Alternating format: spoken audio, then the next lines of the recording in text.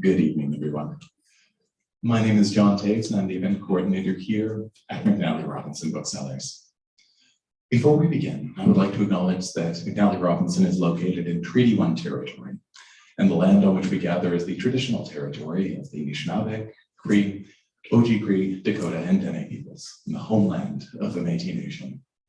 In addition, McNally Robinson Booksellers itself rests on the land once occupied by the Métis community of Roostertown. As a settler employed by a store owned and operated by settlers, I personally am here to humbly listen.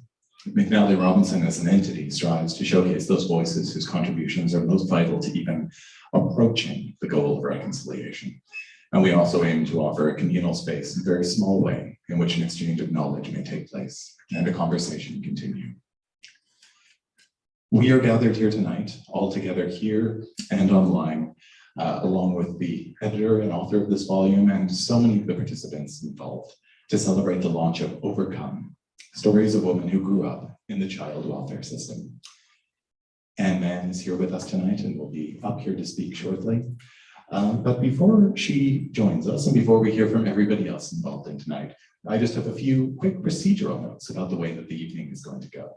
I realize this is always the least exciting portion of the evening, so I'll get through these as quickly as possible. But there'll be a number of presentations up here from the podium, after which there will be an opportunity for you folks to ask questions. If you're watching online, please feel free to write any questions you might have in the chat. I'll be monitoring that, and we'll be able to put them to participants as time permits. And if you are here, a bit of an odd situation, just in terms of ensuring that everybody watching online can hear you. I will wander over with a microphone, listen to you, and repeat what you say into the microphone. This will ensure that everybody here can hear the question, and everybody watching online can as well.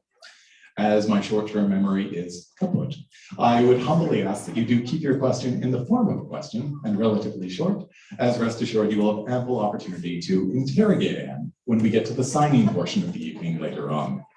When it comes to the signing itself, as soon as the event itself has wound down, we'll ask you all to remain in place in your seats for just one moment. This is to ensure we can safely relocate Anne to a table beside our cash desk where she'll be signing books. And the final procedural thing I will say is that please do feel free to get a copy of the book signed. You can do that before you pay for it. We have copies at the table. We have copies at our cash desk. All we ask is that you please do remember to pay for the book at some point over the course of the week. It's my great pleasure to welcome somebody very close to the store who will be introducing Anne and kicking off the evening. Marjorie Anderson has a PhD in English literature. She taught literature, academic writing, and business communication at the University of Manitoba over a period of 18 years. She now runs her company, Wordwise, offering support services for writers and specializes in substantive and stylistic editing of a wide variety of genres. She also works as a writing coach and has taught creative and personal writing courses at various locations here in Winnipeg, including at the McNally Robinson Community Classroom, the Winnipeg Art Gallery, and the University of Winnipeg. Marjorie is a close friend of Anne's and has been the first draft editor of all 3 of her books, including Overcome. Please join me in welcoming her.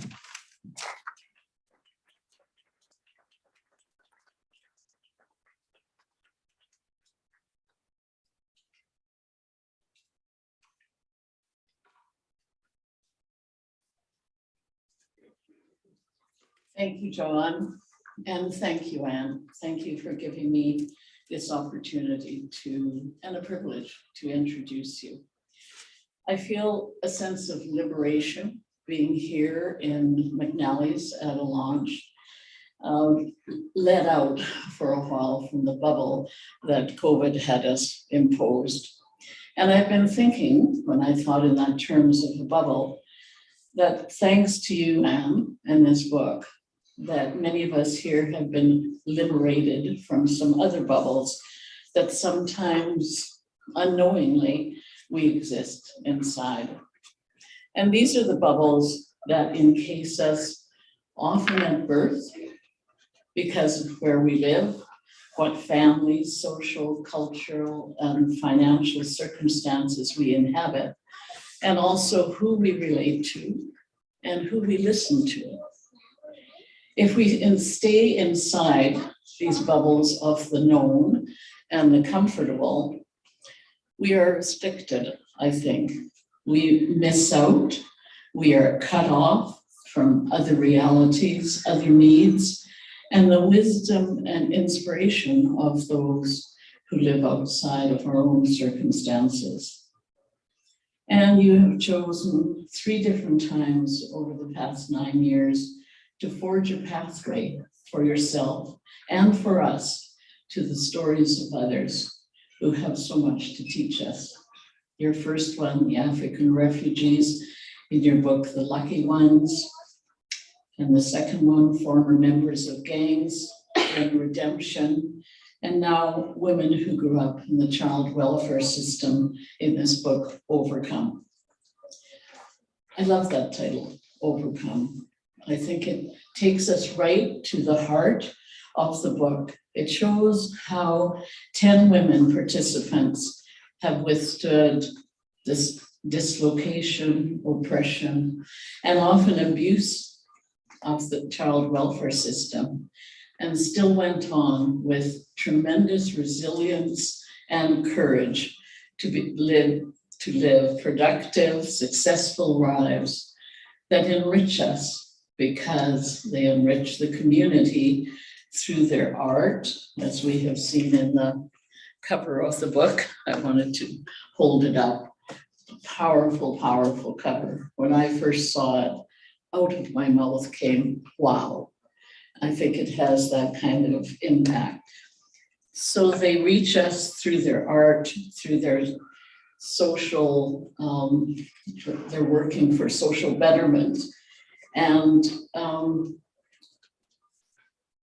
they enrich our lives and the lives of others.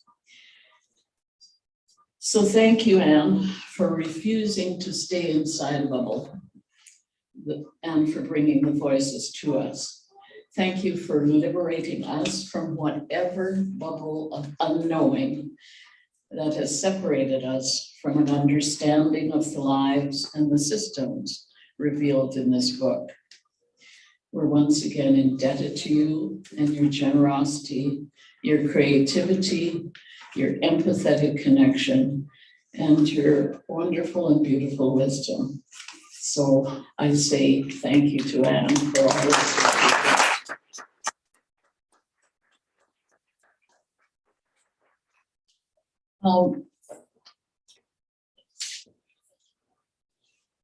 In a gesture of shining a light on others that really is so characteristic of Anne, that's shown in her books and in so many of her acts, we will start with an Indigenous honor song.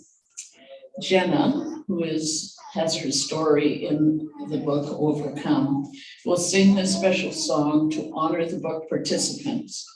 And apparently it's customary to stand if you are able to show respect for those who are being honored. So Jenna will sing her song and then Anne will come up.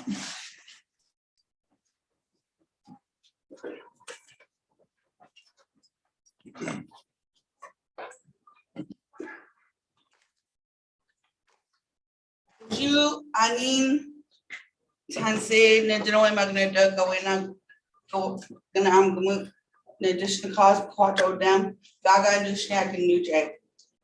Buju, all my relations, I greatly appreciate everyone coming to the book launch. And I'm going to sing an honor song that I have learned throughout my travels across Canada, overcoming all my challenges and whatsoever. I learned this one in Toronto, so I call it the Toronto song. And in true, I don't know, cloudy brain, I forgot my drum. So all of you are going to be the drum. So I want you guys to put your hands together and make a heartbeat. So I I will start, and then you guys will come in, okay?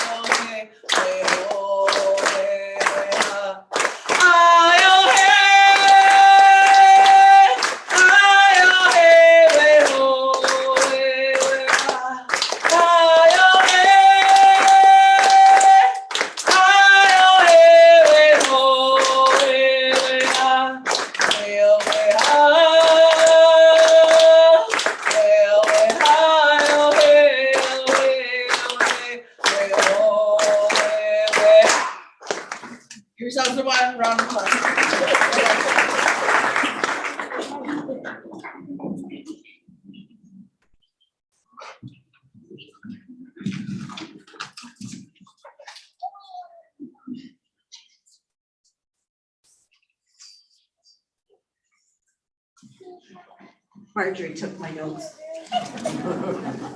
I almost left them in the printer tonight before I came here. Hello, everyone. Boju, Tansei, Tanshi, Komitokopape, Edlin Nante. Tonight is a celebration. It's amazing to have everybody here. It really is, it just gave me goosebumps down my legs because this is about community and about people that care, and it's going to be a great night. It's a hybrid event, so to all of you out there in the interweb, thank you for tuning in. Thank you to Marjorie for introduction and all the work editing the book with me. Thank you also to Jenna for your beautiful honor song. Thank you to McNally Robinson, the best bookstore there is and a place of true integrity.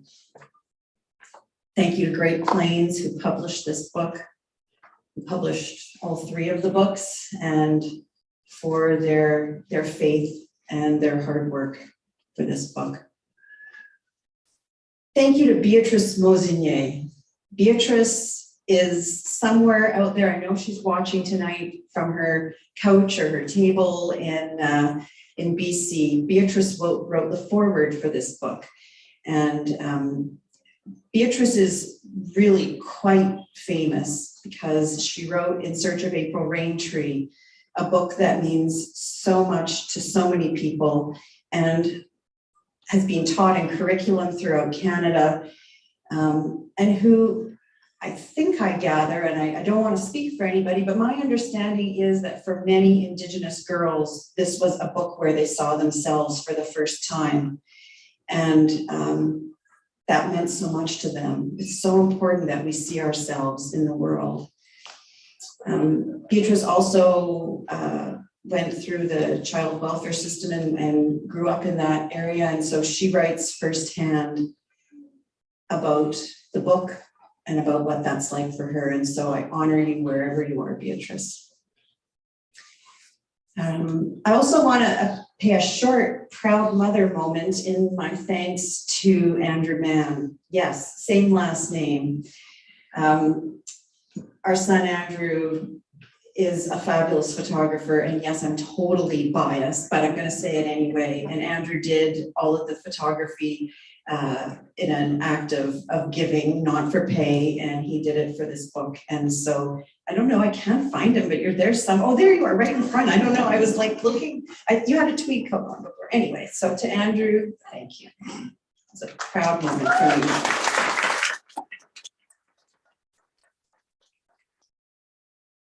I also want to say thank you to Jackie Travers, who's sitting in the back being all cash, but you know what?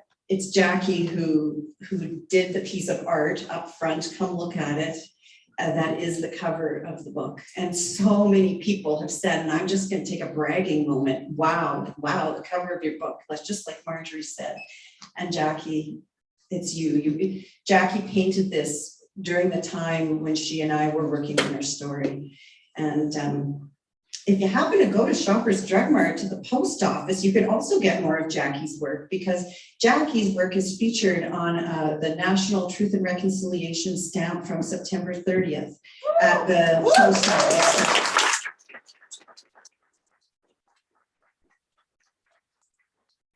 Okay, I'm starting to settle in, but I gotta say, if there's any reason that I feel nervous tonight, there's 10 reasons why.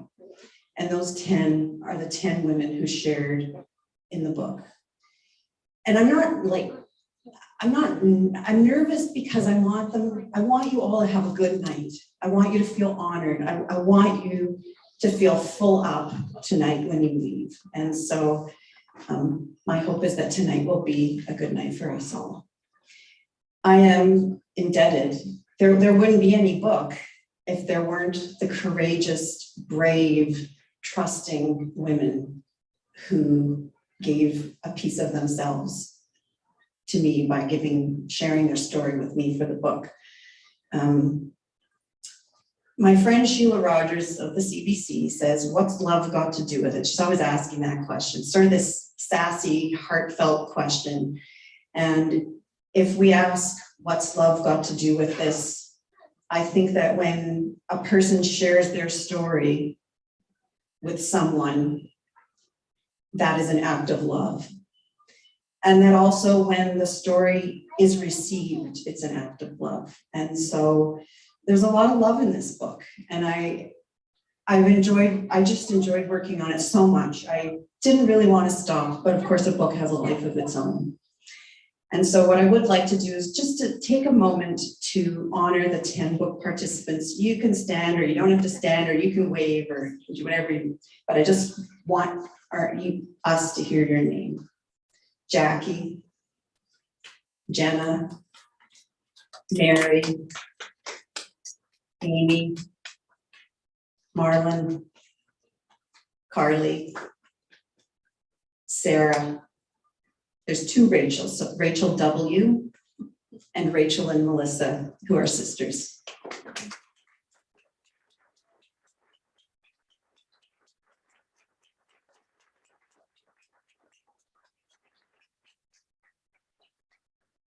And it was sitting with the sisters, Rachel and Melissa, and just talking about what is this book about. We kind of got away from the interview and just talked about it. And that's where the word overcome came from. I'd like to start by quoting Winnipeg woman, Cora Morgan. Cora is the Manitoba First Nations family advocate for the Assembly of Manitoba Chiefs. Recently, maybe like about 3 or 4 weeks ago, the Winnipeg Free Press did a very good interior section on a Saturday about the child welfare system. And in there, Cora says something that I really believe needs repeating. There are 11,000 kids in care in Manitoba. I don't get it why it's not compelling to everyone. Think about filling up Canada Life Centre with a bunch of kids who don't have connections to parents or family. Think about the magnitude and the consequence of that. I went ahead and Googled the capacity for the Canada Life Centre. It's around 16,000 and change. And so that's 80% of a full hockey game's worth of people. 90% of those kids that are in care are Indigenous, and 9 out of the 10 stories in the book are Indigenous, mirroring that number. In the book, there are some hard things and there is loss. We are not going to focus on that tonight. The hope is not to trigger anyone. The focus is going to be on the amazing, inspiring, and wise things that are in this book. These women discovered their power through art, advocacy, their culture, career, education, motherhood, and giving back. While researching the book, a former child welfare social worker told me this. She said that the triumph through the care system can mean just being alive, since so many are not. And so we acknowledge those who don't have the ability to share their story, especially young girls who are very vulnerable. There is a lot of strength in this book, and you're going to hear 3 excerpts tonight that are about strength. I do want to say a little bit, very briefly beforehand, about an R word. Not an F word, an R word. And the R word is resilience. It is a controversial word, and I want to acknowledge that as we start off, the night. I'd like to give you 3 very short excerpts, or not excerpts, but sentences or quotes from people in the book to give you a sense of the word resilience. It's controversial. Here's the first one. As much as I wish things could have been different growing up, still all the things that we went through as children and young adults have shown me how resilient I can be and how many things I can overcome. My history has made me resilient. And that's Rachel, the sister. And there are others in the book who also use the word resilient in that term. Here's a second quote. Some people have called me resilient. That word is a sick and sadistic word. It puts labels on us. When people use that to describe me, I think that they're making fun of me. You survived the colonial state and these institutions, and look at you go. I shouldn't have had to be resilient in the first place. And I just saw a whole bunch of people nod their head, they get that. That's Jenna's. And then something from Sarah. I have a hard time with the whole concept of resilience. I don't know where it comes from. I don't think I'm resilient by choice. I just tried to do the best I could. So tonight, let's use the word courageous, because you know what? It's pretty darn courageous to share your story that's had many ups and downs. And I know that every woman who participated is doing this because they want to make a difference for somebody else that reads. They want a young girl or a guy who's struggling right now to hear the hope embedded in their story. And so tonight is about courage, and tonight is about hope. I also, just before we start the excerpts, want to just say, how lucky am I, how fortunate am I to have spent time with these wise, wise people as they share their life with me and teach me. And it's just such a humbling and beautiful place to be in, and I am so lucky for it and so thankful for it. And so with that, I would just like to read a paragraph that is the start of Rachel W.'s story, so you can hear wisdom You'll hear a lot of it tonight, but I wanted this to frame what we're going to hear. I think that the bravest thing that we can do is walk in truth. For me, that's letting people know the truth about my life. We all have our own story and our own hurt and pain. People want to protect the truth, but it needs to come out. That's how we heal. I love myself. I'm going to make my life better. I'm speaking from a survivor's perspective. A lot of people have trust issues, but if we are brave enough to share our stories, they can become great teaching tools. It is good for us survivors to teach. But in telling my story, I don't want pity. There's no pity in what I'm saying. I don't let my time in hell define me today. If I hadn't gone through what I have gone through, I don't think I'd be as strong as I am now. Many of us have not reached our full potential yet, but eventually we can with enough nurturing, caring, and empathy. Empathy is really important. Empathy has taught me to put myself in another woman's shoes. It's an act of kindness and love. And that's the kind of learning and wisdom I sat with through the book. I mean, it's really amazing. So with that, enough from me. Tonight's first excerpt is from Mary. Oh, you in the front row. Mary's co-founder of Fearless R2W, and she's here tonight with her granddaughter, Noelle. And Mary's gonna come and read an excerpt about her life.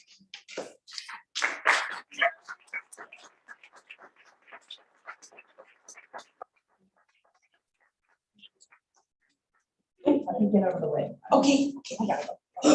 Get my fat ass out of the way.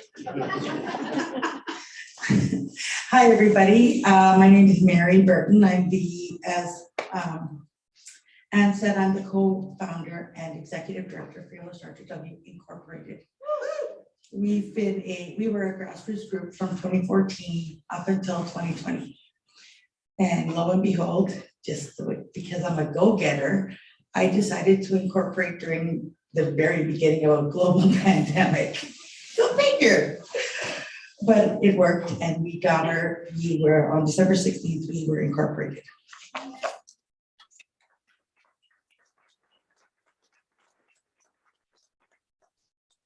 And this little one in pink on the floor here is my youngest grandchild that I have legal guardianship of.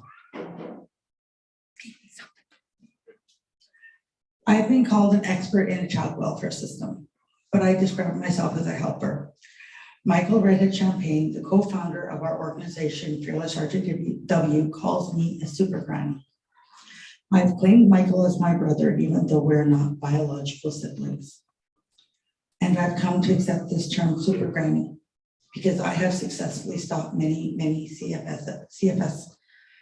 CFS apprehensions. You'd think I'd know how to say that right now.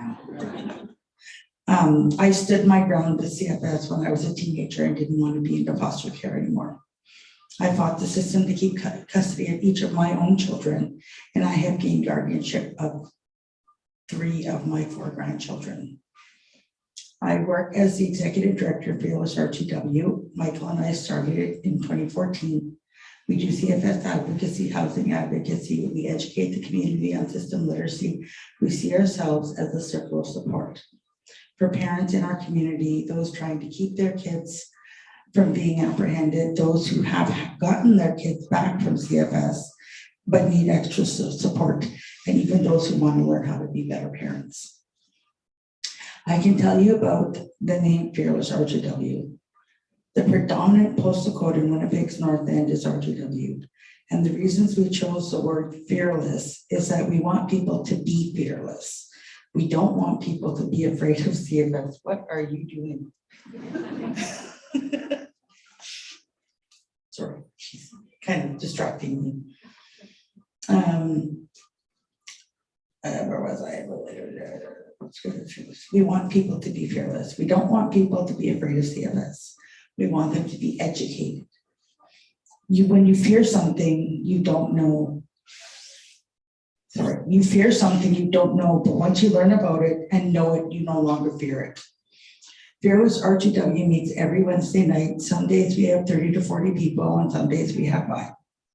We meet regardless of how many come. Sometimes we'll get parents who are in the middle of a custody fight with CFS, or they're trying to learn more about the system. We'll get people who are community members trying to be allies.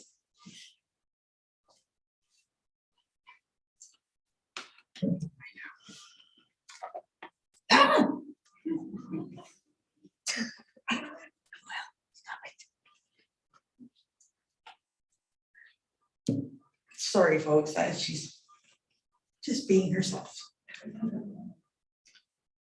She's a very lovable little girl who likes to bug grandma. Okay,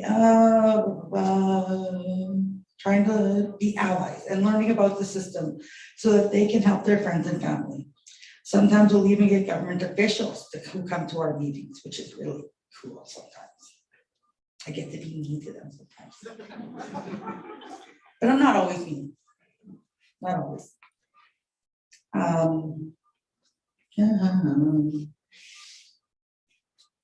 Or they just want to know about Fearless. Everybody is always curious as to how we went from 7 to 8 years with no funding, and we're still able to produce a number of programs and supports that we've produced. At our Wednesday night meetings, we always have an Ask Mary Anything. We don't do that anymore. Not anymore. There's too many people coming and talking to me. But I am available for people at our meetings if they have any questions. I am an encyclopedia of CFS information. I read legislation religiously. I've become a legislation geek. This is true. I love learning new things. Anytime there's a change to legislation, I read it and I memorize it because we need more people who understand legislation. CFS legislation is always changing. If we know what the legislation says, then we can explain it in layman's terms and we can educate the families and the community. I have 3 adult children. I was 17 when I had my first child, 18 when I had my second child, and 21 when I had my third. I literally grew up with my kids.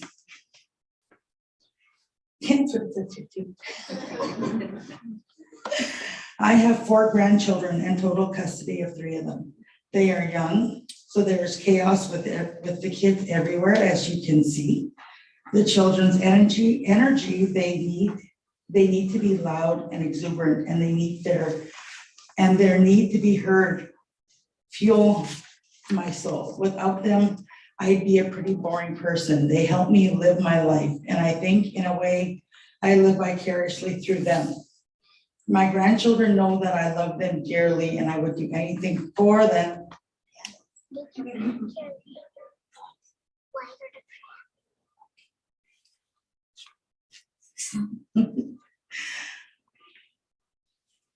I would do anything for them. I'm the reason they didn't get lost in the foster care system. I made a choice. I made a choice to take all of my grandchildren and put my all in. Otherwise, they probably wouldn't be here with me today. Okay, I refuse to let my grandchildren go into the system, not when I'm healthy and able to look after them. When I get tired, and I do, then I look into the eyes of my grandchildren and see how happy and healthy they are. They're going to, how healthy they are going to be when they grow up. That's what keeps me going. In addition to being a helper and a super granny, I describe myself as crazy because I have so many things on the go. My mom used to say idle hands are the devil's playground. I truly believe this. So I try to keep busy. I spend most of my waking time volunteering or working in the community in some way. Community means everything to me. We've got to try and make our community as healthy as possible so that our children can be raised in a healthy way. I am proud of myself for having been able to help many families and my community. I don't need to be given recognition to know the good that I do. I see it every day when I see a neighbor I've helped get her kids back and she's prospering. She's got her kids in a great place and doesn't need help anymore. I see how happy she and her children are. That's my reward. Thank you.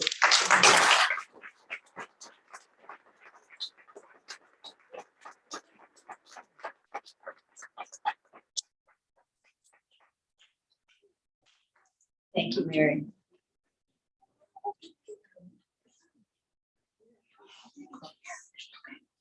Next is Amy.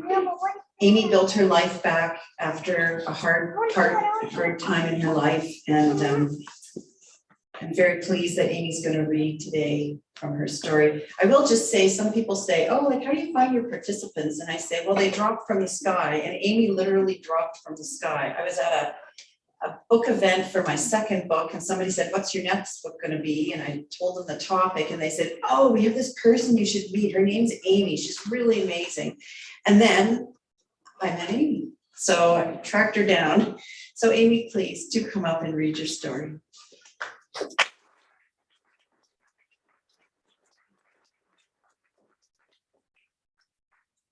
Hi. Wow.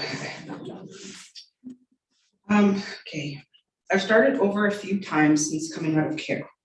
After I aged out at 19, I eventually started going back to university, but stopped after I had my son. I left Winnipeg when I was 29 and hitchhiked back pregnant and homeless at 31. I made decisions, and sometimes they led to life learning lessons. It took me to those points where I needed help, and that's okay. It's a part of life. I'm just grateful that there are places that help people and have the resources. Thrive Resource Center on Spence Street has really been there for me, even if the help is just temporary. An organization or someone who's in your life for only a few months, you need to take advantage of that. Community organizations like Thrive offer programs that have such gold resources. That's why they're there for. That's what they're there for. You must take whatever supports you can find and use anything available, even if it's only a $5 voucher. You can't feel bad about the decisions that you make, but eventually you've got to get up and help yourself if you want to get out of a terrible situation. When I came back to Winnipeg and was living pregnant and on the streets, I ran into kids I used to work with. The homeless community is made up of the nicest people you will ever meet. They'll help you out. They sat with me. I saw this girl I used to work with. We had kept in touch throughout the years and we're still connected. She said, go to Thrive Resource Center. She showed me where on Smith Street. At Thrive, I started off by using their phone to call the welfare office, and then I used their computer. Thrive had a free therapist, so after a while I accessed their counseling. I needed to start talking to someone because that's the first point of helping yourself, right? When I worked at McDonald Youth Services, I used to direct people to go to these resources. Now I was accessing them myself. Then I started with the prenatal classes at Thrive and their nutrition videos. They were welcoming, so whatever they offered, I started attending. I did it all. After I had my daughter, she was here, but she's ventured off.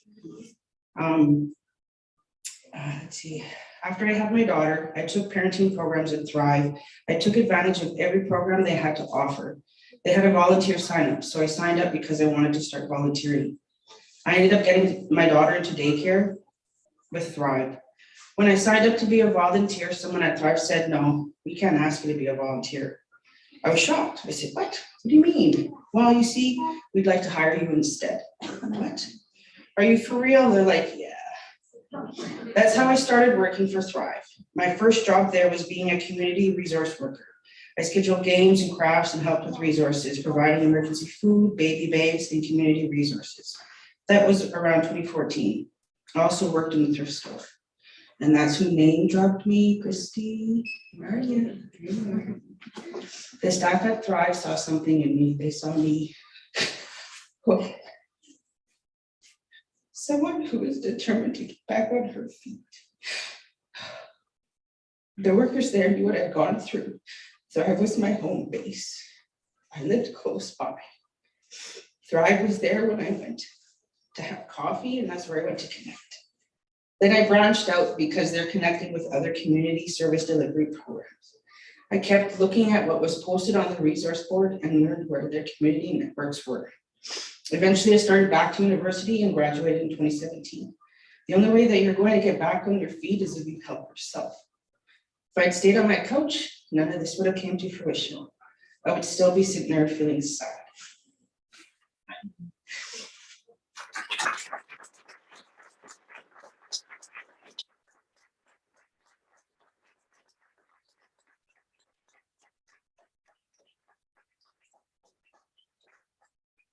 Thank you, Anne. I'm glad that you read for yourself tonight. The third and final excerpt comes from Marlon. Marlon is a university professor at the University of Calgary. The University of Manitoba lost her this year, but that's okay. And interestingly, I met Marlon during the initial stages of researching the book because her area of research is youth aging out of care. I had no idea when we first met that day until you told me that you yourself had been in care. And so I couldn't not ask her. It seemed like the elephant in the room. Would you maybe think about being in the book? And very generously, like everyone else, Marlon said yes. Because 90% of the kids in care in Manitoba are Indigenous, there is a secondary theme in this book. The stories, it just sort of percolated and bubbled out of the stories. And that is the systemic racism that is part of the child welfare system, and how it is a continuation from the Indian residential schools and colonization. And so with that, Marlon, sorry, why did I just do that? Is going to read from her excerpt. Thank you. Please do come up.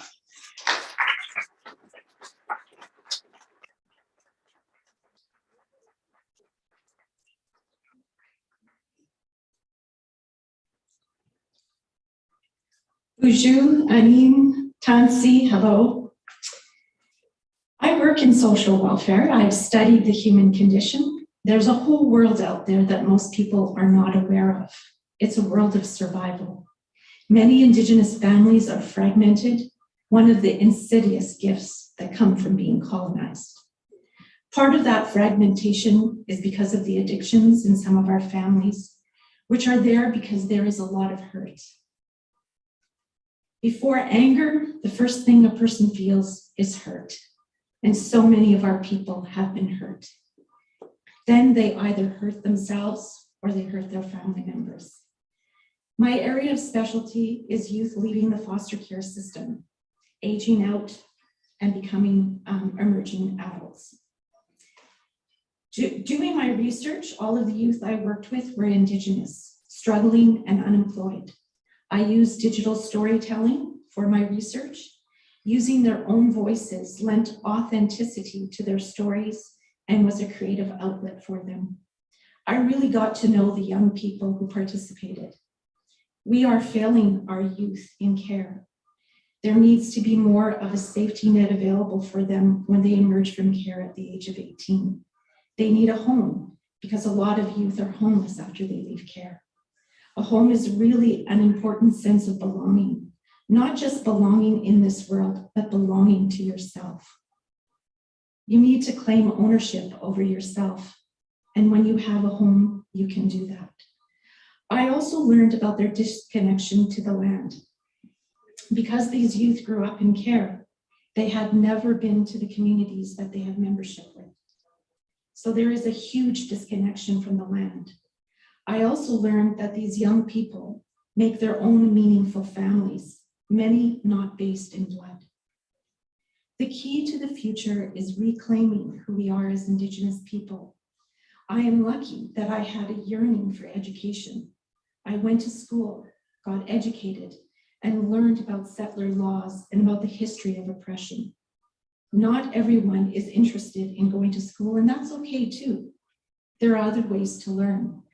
The thing that is really important for young Indigenous people is for young Indigenous people to connect with someone who knows our Indigenous culture and can help them connect to their own indigeneity.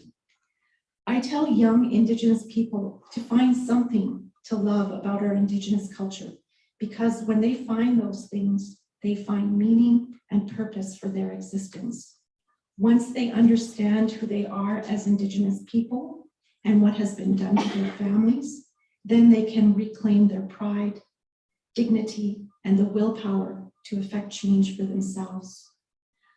What can weather them through the inequalities they may be experiencing is a strong sense of who they are and of the beauty and resilience of our culture.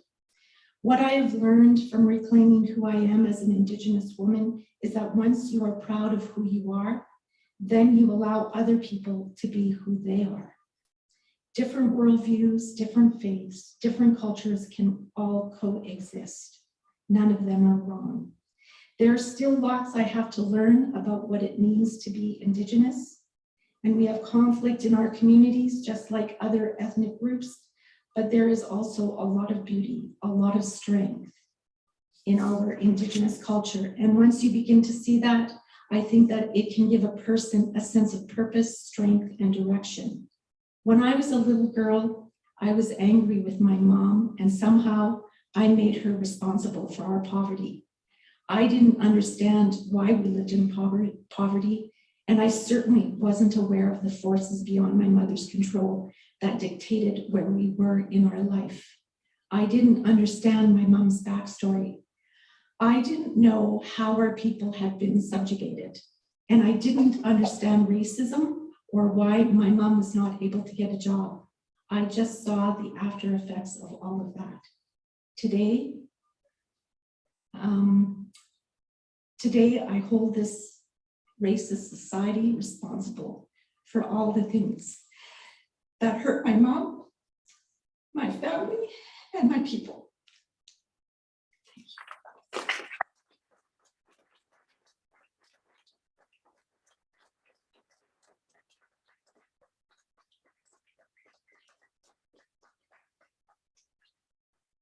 Thank you.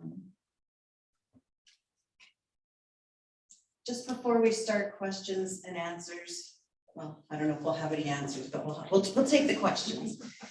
Just two other little bits. One is to tell you that all author proceeds from the book Overcome are being donated to Voices. Voices is a wonderful organization in Winnipeg that supports young people, and Carly from the book is very associated with Voices, and I'd like to read a very brief excerpt in her words that tells you about Voices. It's an organization that works specifically with kids in and from CFS care, ages 12 to 29. I wanted to find a place that understood the Child and Family Services Act. I emailed the program director, Marie, and she told me that anytime I wanted to come down to the office to talk, or if I just needed a place to hang out for a day, I should come by, and I did. I spent a lot of time at Voices. I did homework there and hung out with the staff. It's not your typical organization. I felt more of an actual connection to the people that I was working with there than at other organizations. Voices is welcoming, but it's also a professional environment. It's a place where people can go knowing that they won't be judged at all. When I think of Mother, Marie, the executive director, is who comes to mind. She actually cares about others and puts them before herself. She looks past a lot of things in people, like addiction, to help them. She treats people all the same. And Marie's here tonight, so it's a great organization.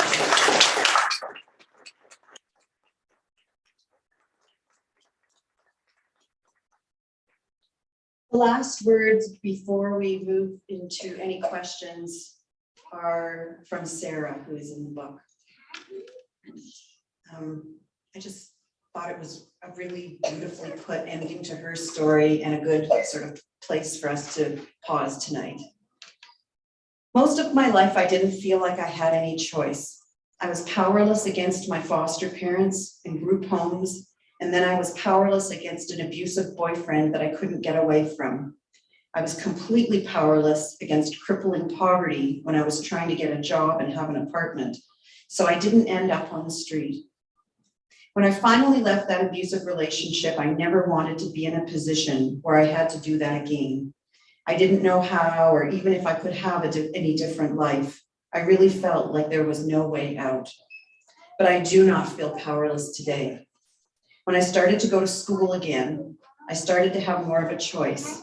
And now, as I get better at my career, and she's had a really great career, I will have more choices afforded to me, and that makes it a lot easier to not feel completely hopeless. My biggest goal has been to have the power of choice. When you have choice, there's a way out. So thank you to Sarah.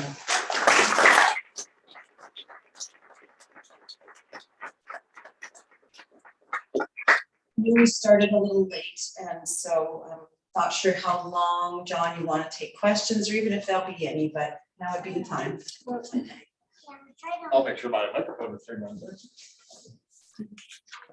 No, we certainly do have time for a few questions. As you mentioned, we did start a little bit late. Just before we do go over the questions, the one thing I neglected to mention in my opening comments is that this event is being co-presented by the Winnipeg International Writers Festival. And at the close of the event, you'll be hearing a little bit more from the director, Charlene Deal. But if you do have any questions, please do feel free to put up your hand and I can wander over to you. And if you are watching on YouTube, just write it in the chat and we'll get to you as time permits.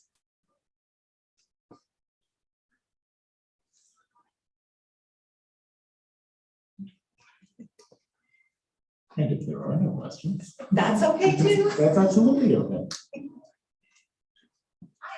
Oh, yes.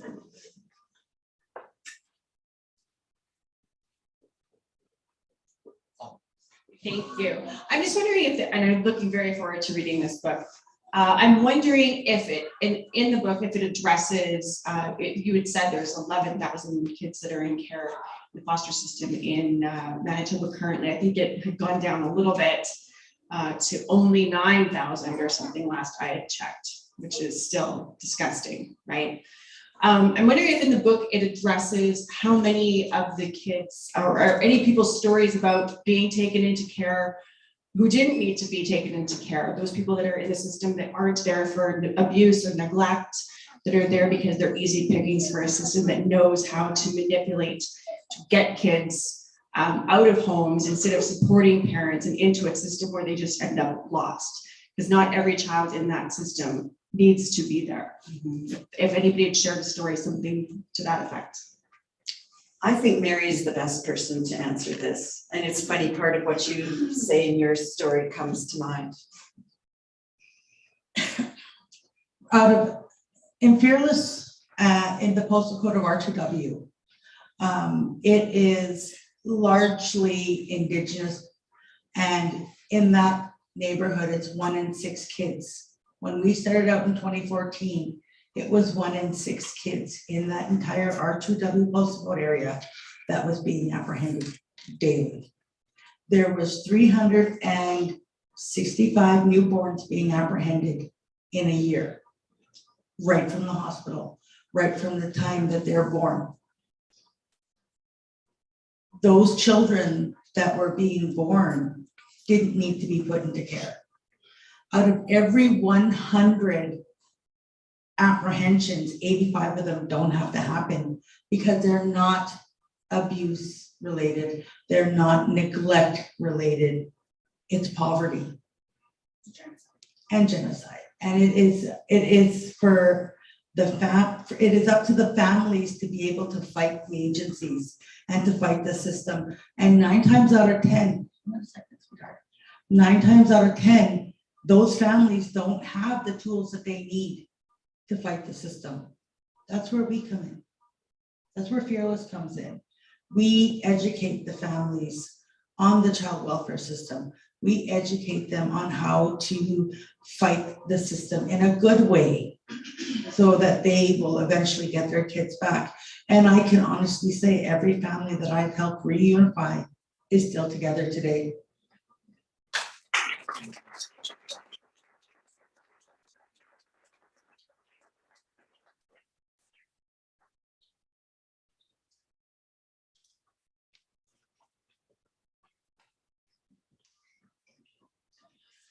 I've heard in several cases mention of getting into education as a key thing. But I'm also hearing things like Mary just saying about educating people without the formal structures. And I'm just wondering, to what extent the formal structures of education are critically important, and to what extent these sort of communal family forms of education are important. I don't know if there's any comments on that. Well, as a storyteller, I'm edging out of my comfort zone because I'm not a, even though I've listened to these stories, I'm not an expert. I want to make that very clear. I'm a storyteller and a story capturer. I think there are many ways to gain education. I think education, we could say, is power to some extent. But that education can come from many places. And I don't know if anybody else wants to make an added comment in that vein, but your education can come from being taught through your family or taught through a place like Voices. I mean, how many of us have been educated by, okay. So anyway, I think I'll defer. Jenna, would you like to speak to that? So when we're talking about education, mainly in the child welfare system, we want our children to go back to the land. We want our children to be educated on the medicines. We want our children to be educated in our songs and our cultures and our traditions that were once stolen from us. We want them educated in that sort of way, and we don't want the genocide to continue on to the next generation. Thank you.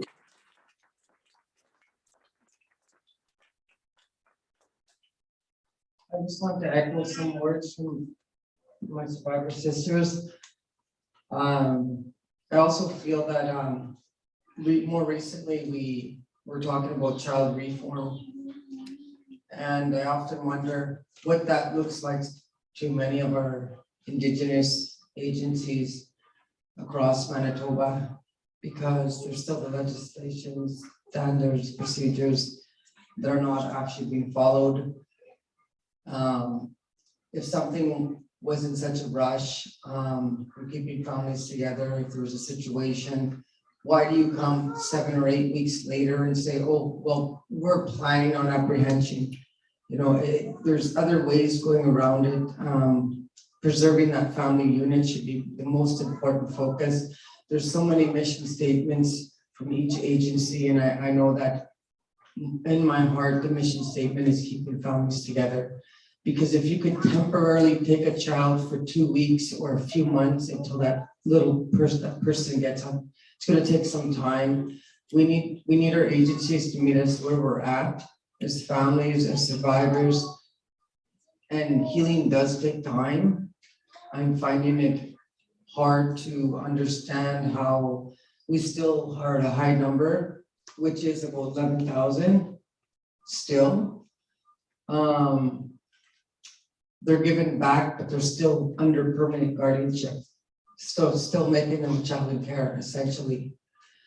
I work with families, keeping families together, and it's different from the work I did previously. And I could say that I'm happy to go into work, and I'm happy to leave work at the end of the day, because I've known that I've seen many reunifications, and that's a blessing. So we really need to focus on our child reform in Manitoba. That's great.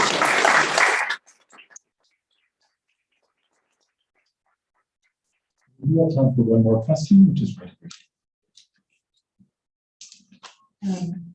Thank you, everybody, for sharing your stories. And I know we're talking a lot about Manitoba, and so I'm wondering, is our province, is these problems that we're seeing particularly pervasive in Manitoba as compared to other provinces, say the percentage of children in care or the percentage of Indigenous children in care?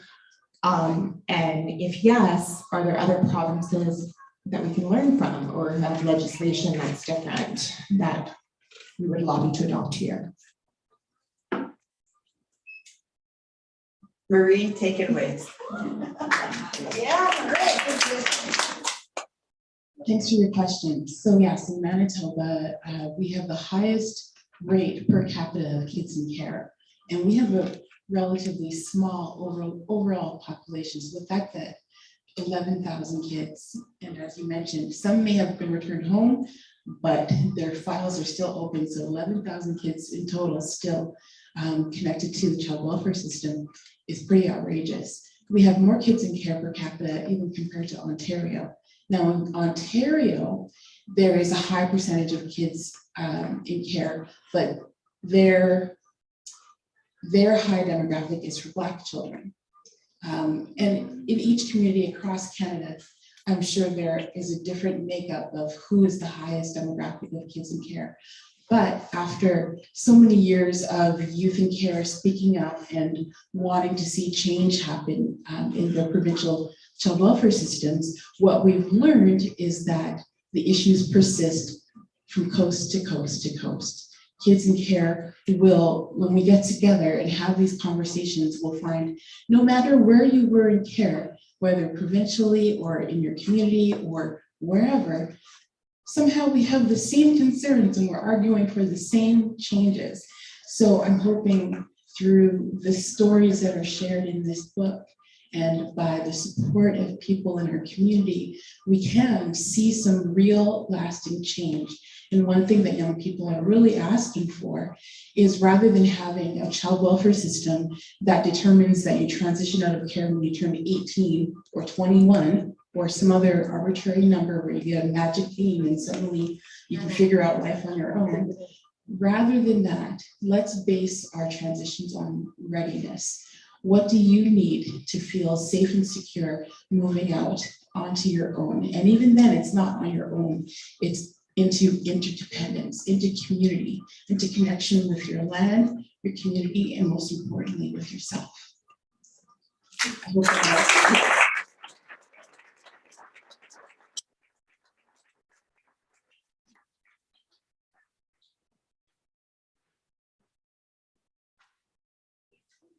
I think that's it. John's disappeared behind. Oh, Miss Mead, that was the last question.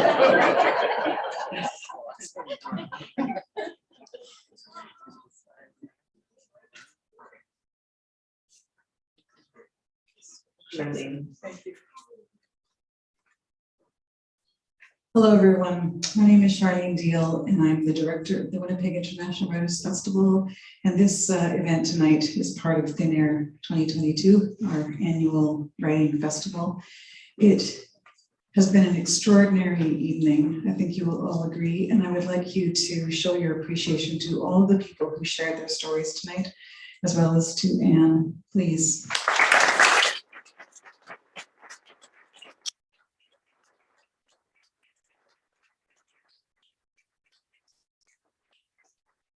I wonder if you had the same experience as I to hear these strong, clear voices of these women who in various ways have learned how to parent themselves and to offer this kind of care and support to the people who need it, all while looking at this extraordinary face in front of us.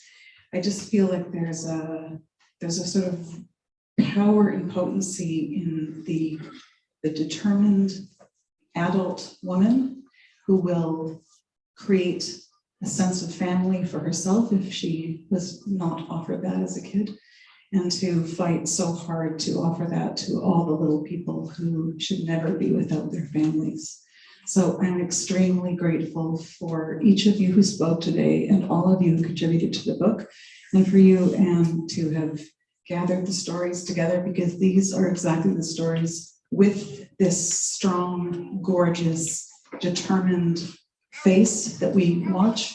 These are the voices that overcome.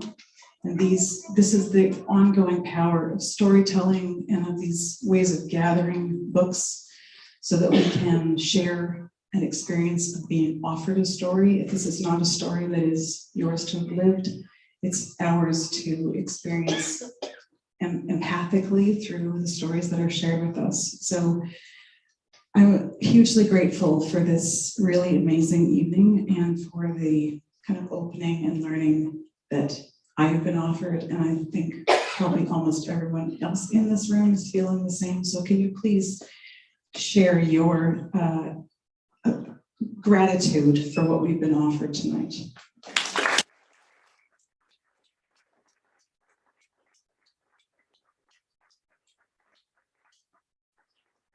I do want to just pause for a moment and recognize that we're here at McNally Robinson, which is a really, really special hub, a gathering place for us in the city.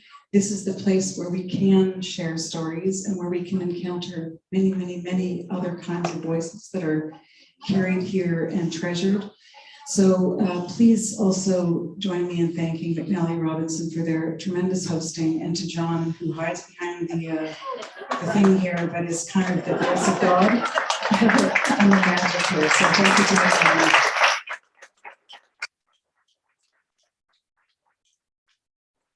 I'm wondering if the 10 people featured in the book would be willing to stand so we can recognize you. If you're still here, would you stand?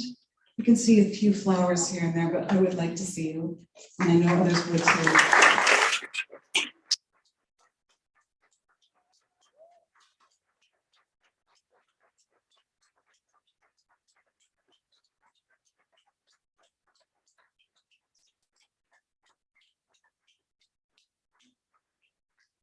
Thank you all for your sharing and for your courage and for overcoming and teaching us all that overcoming is possible. I think at this point, Anne is going to be conveyed, as it were, to the signing desk.